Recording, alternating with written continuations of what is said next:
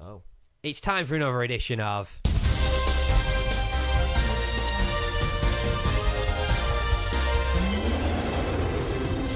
Harambe Headlines. Indeed. So, we're a matter of days on from the general election twist. That we are. So, I figured this week we'd recap on something from the general election, man. Okay. But I want to try and stead away from anything about the only two candidates and parties that seem to receive any mention at all in the last few weeks. Yeah, I mean, hopefully we're not going to go down a strictly political view kind of standpoint here. Yeah, so I've got some stuff for you. Not necessarily headlines this though, man. As this was news that was completely swept under the rug by the mainstream media over the last couple of weeks. Especially within the last 2 weeks, so like last week or so. I heard there's been a lot of sweeping under the rug. Yeah. But I'll kick you off with the first one. Intergalactic Space Lord runs for Maidenhead. So, Lord Buckethead, self-described as an intergalactic space lord, ran against Theresa May for her seat in Maidenhead during this year's general election. And there was not a single mention of it in the news the entire time. How well did he do? Do we have any idea how well he did? He got 249 votes. Oh, wow. He got more than the Monster Raving Looney Party did. No, I remember seeing a picture of him with them, and I thought, because at first I thought he was part of the Monster Raving Looney Party, but no, apparently he was his own. He was an independent. So even I thought that when I first seen him, but then I saw him stood next to, I think, the guy who's like the head of the Monster Raving Looney Party, and Elmo. Elmo?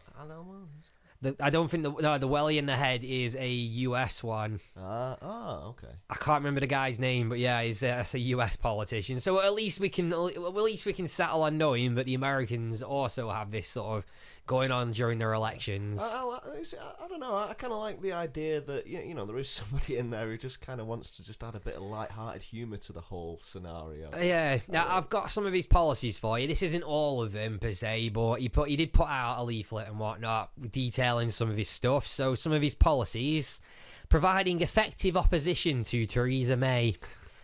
He did. Yeah, fair enough. That's already established. There are a number of photos of him stood next to her, and she just doesn't look like she's impressed. The Prime Minister for the country, and this guy stepped up with a bin on his head, completely deflousing her area. I mean, I've only seen it by pictures, but I mean, that thing on his head is huge. I know. It's literally, it just towers over everybody. It's great. For our Midweek Army Repeat viewers, I'll put up a picture now. And for our listeners, Google it, Lord Buckethead. The guy's a phenomenon. Now, going back to his policies. Okay. His other policies: turning this safe seat into an ejector seat, putting Maidenhead on the map, and investing in schools, NHS, housing, social care, local infrastructure, and other things that humans vote for. Humans vote for. He's practically, like, the thing is, from the look of him, he is practically the South's answer to sort of Darth Vader meets Spaceballs, but in a more British kind of way. Yeah, no, well, he does definitely have that kind of, like, Dark Lord vibe against it, I suppose. The irony being as well, he lost to Britain's political equivalent of Emperor Palpatine. So you can kind of see there's a lot of Star Wars references going on. Yeah, the funny thing is as well, when he announced out how many votes he'd won, it was 249 votes. He lunged forwards while he was at the thing and threw a dab out after he announced it. Nice. So the man's even in with all the social trends at the moment. Oh, yeah. I mean, they've got to have some good technology up there wherever he comes from. So, you'd assume he's... the guy at one of the talks he did, well, not one talks, they were I think it was like a press conference or something. Yeah. The man told a joke about being on an alien world A&E department, and a guy came in who had an erection that wouldn't go down. Because he'd been injected, because he was at a party where they were injecting their parts with crystal meth. It's just like... This is a guy trying to run for Prime Minister, right? Oh, no, this is the guy just running for he's just running for the his MP seat for Maidenhead, but he's at this press conference telling a joke about this, and I was just like, this is absolutely amazing. How, and this thing is, this was something that took place on the 5th of June. When he told this joke, that's when it was recorded. That's 3 days prior to when the general election went on. But rather than reporting on some of the hilarious stuff that was going on, the news was all focused on smear campaigns. Oh, so, yeah, that's what I mean. I'm gutted that I didn't hear about that sooner, because to be fair, I mean that's light-hearted news. I mean, we need some light-hearted stuff, especially after the past few weeks that we've had. It was even reported on in like the Maidenhead Sun or something. Like, well, not the Sun. It was like whatever their local newspaper is, whereas Blackpool's got the Blackpool Gazette. And I was like, so it's got reported in the local paper at the time. Fair enough. But this hasn't made it anywhere else across the country. No. Absolutely absurd. Well, I mean, I found out via Facebook. So, I mean, you've still always got Facebook to kind of, and social media. Yeah, but when did you find out via Facebook? I think I saw an image of him some point like mid last week, but I didn't actually know who he was. That's what I mean. I thought he was part of the Looney Party. Yeah. For a long time, and then to be fair, it was possibly about 2 days ago that I actually discovered that he was his own. I think they should, for the next general election, if things do tend to sort of go downhill a bit more, they should just actually do a Buckethead party. Yeah. I will join as an MP if that's the situation. If they will fund me, I will happily stand in front of thousands of cameras, like telling really bad taste jokes in very serious situations with a bucket on your head. Yeah, I will happily wear a cape for the public. Coin me on that one. To be honest, man, I've known you for 13 years now. I don't think you need much of an excuse to wear a cape, if I'm honest. To be fair, you're lucky if I'll wear anything at all. Well, yeah. I'd still rather had a cape on. I've happily walked through a crowd of a couple of hundred people in nothing but my boxes, so, We've walked through a fair few with a mankini on at a festival as well. Well, there you go. Now, Lord Buckethead does have social medias if you want to check him out. He's got Twitter at Lord Buckethead, Facebook at Buckethead for Maidenhead, and Instagram at Buckethead Lord, and he's got his own YouTube channel. So he's got a YouTube.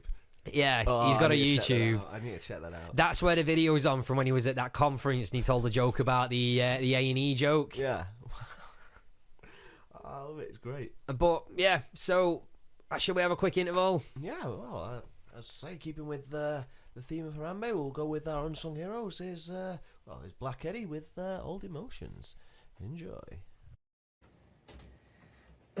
So, for our non-British viewers that probably have no interest in UK politics, here's a Midweek Army Repeat headline for you all, just for you guys. So, where are we? Residents rescued after apartment stairs are removed.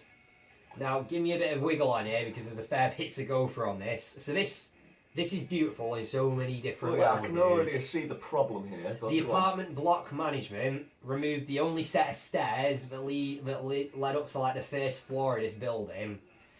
And the stairs were apparently beginning to give way, and they were starting to warp and crumble. So the management put in wooden beams to support the staircase. Right. And then he put out notices saying that the stairs would be removed for X amount of time. Okay. Now the management company.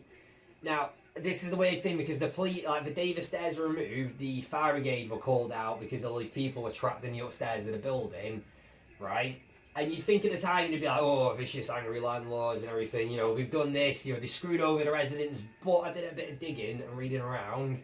The management company offered to pay for hotel rooms with rent credit, basically saying they pay for the stuff, and I think they invoice the receipts of what it is that these got hotel-wise, and they remove it from the rent payments. Right.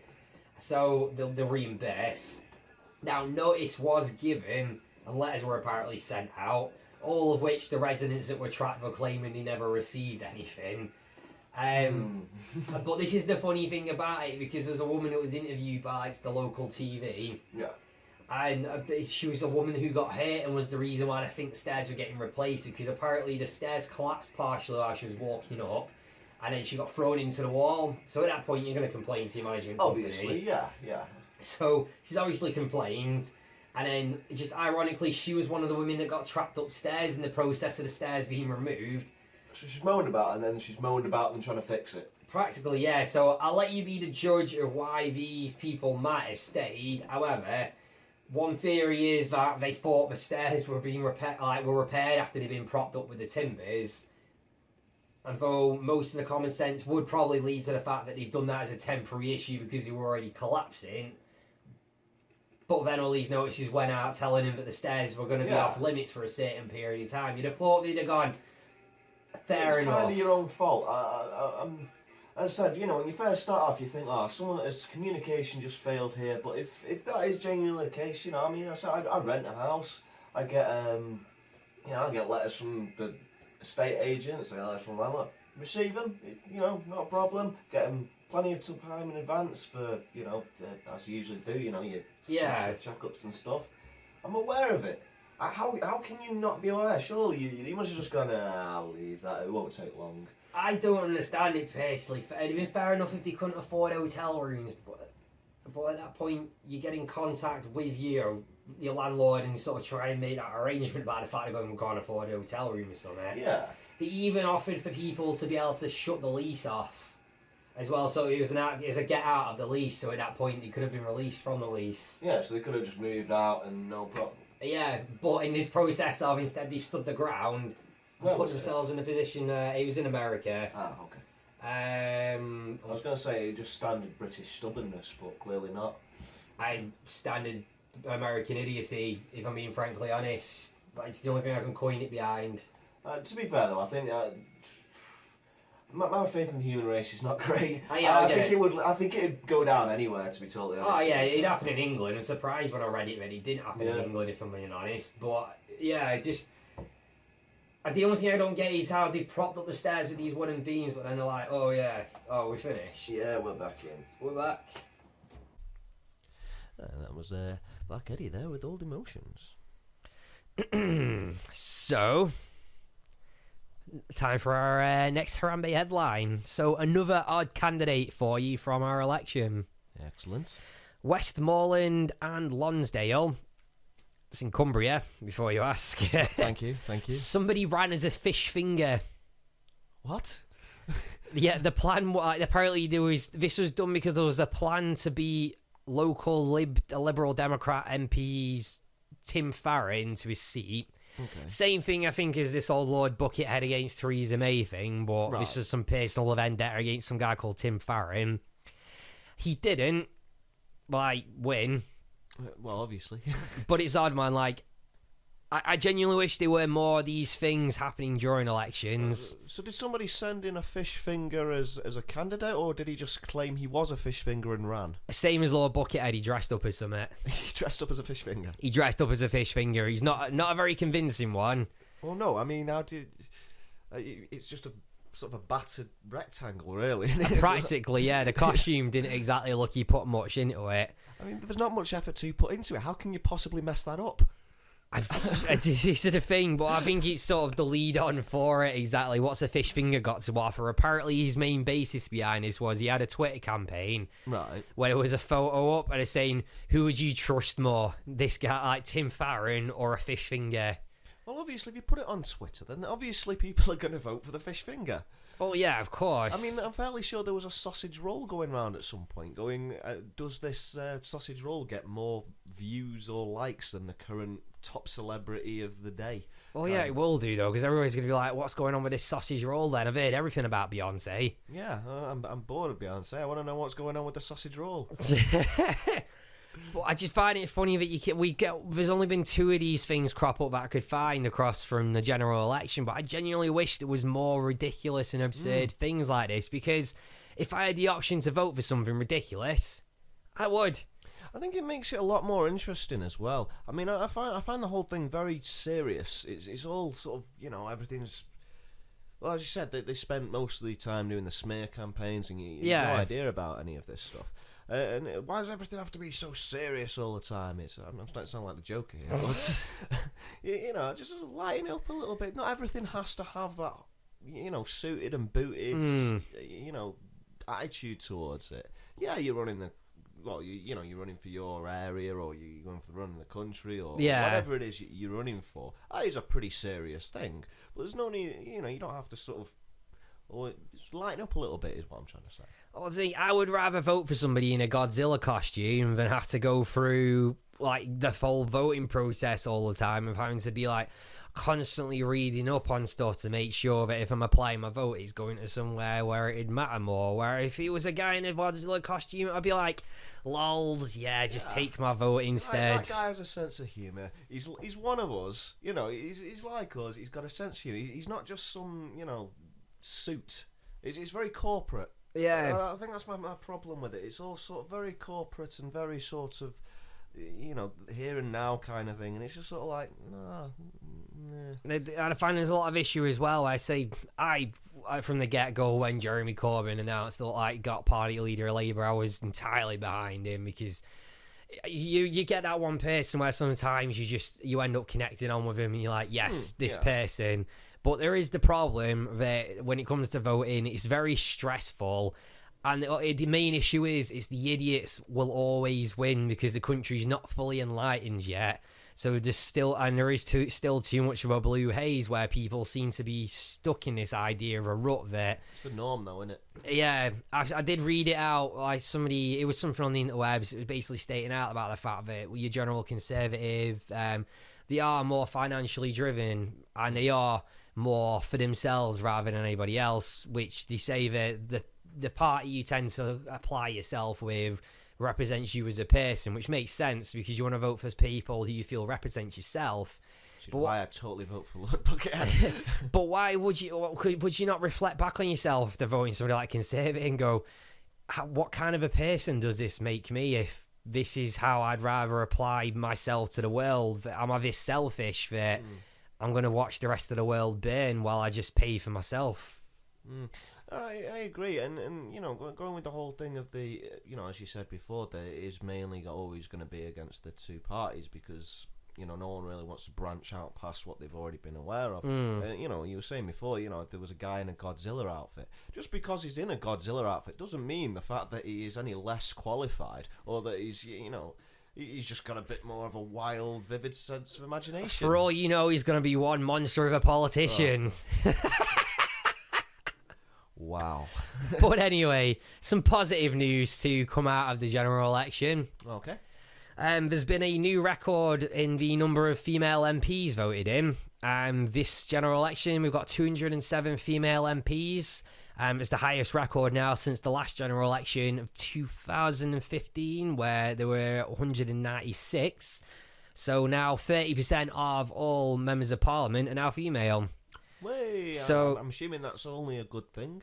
Yeah, well, it's nice to see that even though we've taken a step back politically because of Friday's results, well, that we are still making strides forwards in equality, and that's not to exclude the fact that this is the most diverse parliament we've had to date as well. Most mixed sort of. Yeah, so we're taking steps back, but we're taking a lot of steps forward, which I take that as the one positive we can get out of all this. If not the fact that the Conservatives got stopped from ruining the country because there's now a line in place to say no.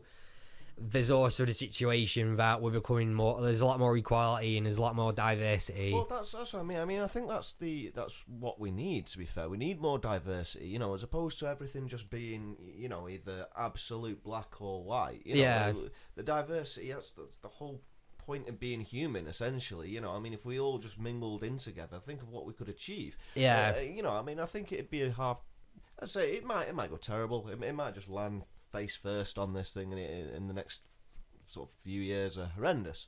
But you got to look hopeful in the fact. Well, there's a lot of diversity in it. There's a lot of different opinions, different kind of things. Hopefully, they'll do the smart thing. They'll sit down and they'll talk to each other.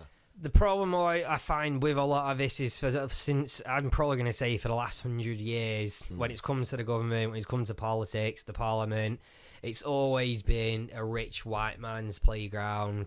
Oh yeah. It only became obviously we've had the females that start getting further and further up the parliamentary ranks, but they've fallen in with the same cluster I was going to use a word after the cluster then, but I realised that we're still on radio and I can't really. Yeah, they fall I know what you mean. They've fallen in with the same, like, just with the same like issue. We were talking earlier on in the show, like prior when we started, about the fact that you've got somebody like Theresa May who's in power and such, where she's going to be just as hard-nosed, if not more hard-nosed, as the other Conservatives. Because when you're coming up through any, like, say, like, Theresa May would have started as a politician. Yeah, back during as a nobody at start, like back during a time when equality was a lot more difficult for women, especially in politics. And then to get to where she is now, she would have had to been very hard nosed and been a bit harder than some of the men were. Well, yeah, I mean they considered Thatcher as the Iron Lady, which I mean, I never met her,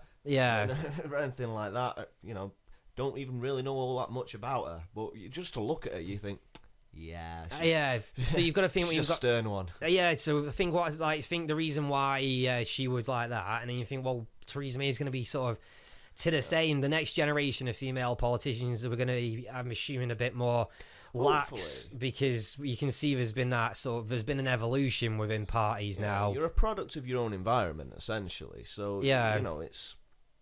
I mean, I hope it does, go, well, I'm going to say forward and up, I mean, we're getting more women, we're getting more sort of diverse with the various houses and stuff like that, parties, sorry. So hopefully, hopefully some good will come out of it. We should see. We'll see what's to come in the next couple of years now, but it's nice to see that at least there's been a lot of positives to still come out of this general election to date now. I suppose fingers crossed and see what runs forwards. But that's everything we got for Harambe Headlines this week. I know it wasn't exactly headlines, it was something a bit different, but I figured we'd recap on some of the different things. We'd actually give you the news that the mainstream media ducked their heads out on for this last week. Oh, well, I think we've, I said, just saying ducking out of as well. You see, a lot of stuff has gone on this week that I'm fairly sure has not even made the papers slightly. Our frontline sheets of papers have been, pictures of Jeremy Corbyn in a bin and Theresa May with mental eyes and stuff. Yeah. It's not the stuff that I feel the mainstream media should still be embellishing, because they are putting themselves on par with, like, Hello Magazine and stuff. I mean, how much do you pay for a paper these days? It's like £1. I mean, I don't understand why people buy the paper. I mean, you can just go online. It's right there. It's a dying media. Yeah. But, I mean, either way, I mean, to me now, I just think that you're just buying, well, as you said, your Hello Magazine and anything like that. I mean, with the Sun, it's like, propaganda and, well, boobs. Yeah, this is the thing. I've always classified stuff like Hello Magazine and stuff like that as being woman bait. Yeah, it's basically because everything on the front of there is just to attract the eyes of a passing female to be like, I only say this because every single thing on the front of the page is something to either do with plastic surgery, some kind of like plastic model, or something to do with Towie or something like. It's woman aimed. It was one thing we were taught. Obviously, men are interested in it, but main focus audience. We got told in media studies and business about stuff like Hello Magazine is specifically. Well, I'm not going to go off on this one, but yeah, I realised life at college. Yeah, I realised we're going to end up going on for another 10 minutes. We need to wrap up this segment. We probably should. So, for our listeners, I don't know why I'm pointing at the speaker there. Getting wrapped up because we're on video. For our listeners, if you want to check out what went on behind the mics during our interval track, check out our Unsung Heroes of Rock YouTube page. Subscribe and you'll get a nice little notification when the video is up. And for our YouTube viewers, checking out our midweek Harambe Repeat video, don't forget to hit that subscribe button right there. I still remember those old emotions, lovesick, dreaming